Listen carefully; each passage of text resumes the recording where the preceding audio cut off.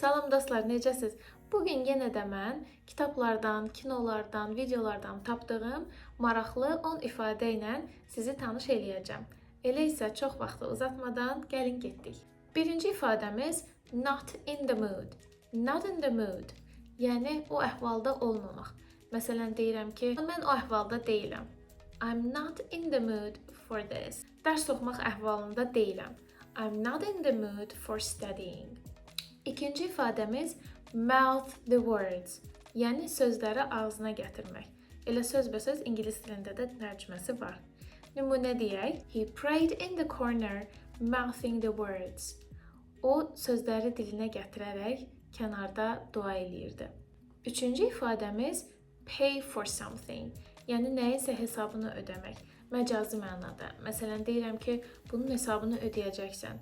You will pay for that. Qeyd edim ki, indiyə qədər xatırlatdığım bu ifadələr book thief, yəni kitab oğrusu kitabındandır. Dördüncü ifadəmiz isə cümlə şəklindədir. Məsələn, müəllim dərsi başa salır, amma siz başa düşmürsünüz. Deyirsiniz ki, başa düşməkdə çətinlik çəkirəm. Bunu ingiliscə sizcə necə deyərik? I struggle getting it right. Struggle əziyyət çəkmək, çətinlik çəkmək. I struggle getting it right. Get something right, yəni nəyisə düz başa düşmək, nəyisə başa düşmək anlamındadır.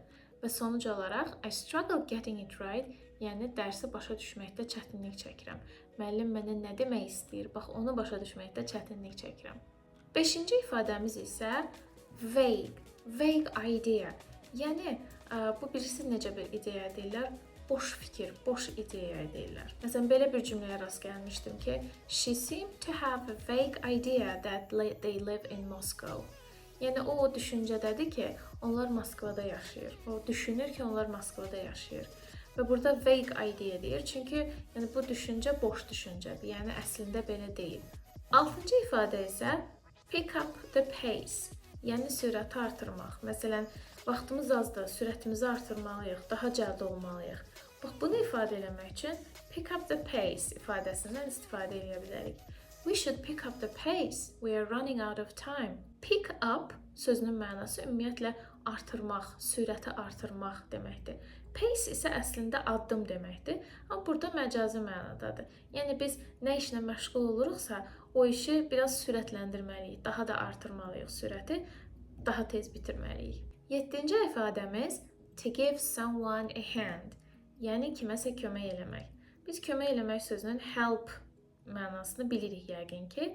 Bir başqa mənası isə to give a hand, əl deməkdir, bildiyimiz kimi hand. If you give a hand, bu deməkdir ki, yəni sən ona əl uzadırsan, kömək əli uzadırsan. Bir növ onun mənasıdır ingilis dilində. I gave her a hand picking up her clothes and stuff.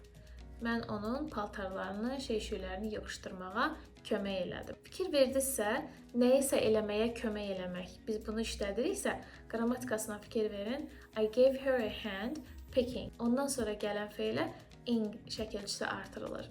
8-ci ifadə, məsələn, siz bir kitab məsləhət görürsünüz dostunuza və dostunuz da sizdən soruşur ki, kitabın üstündə nə şəkli var? Və siz də deyirsiniz ki, kitabın üstündə Big Ben-in şəkli var. Bax, bu cümləni ingiliscə necə ifadə edə bilərik? To be pictured sözü ilə. Onda deyirik, Big Ben is pictured on the front cover of the book. Is pictured, yəni təsvir olunub.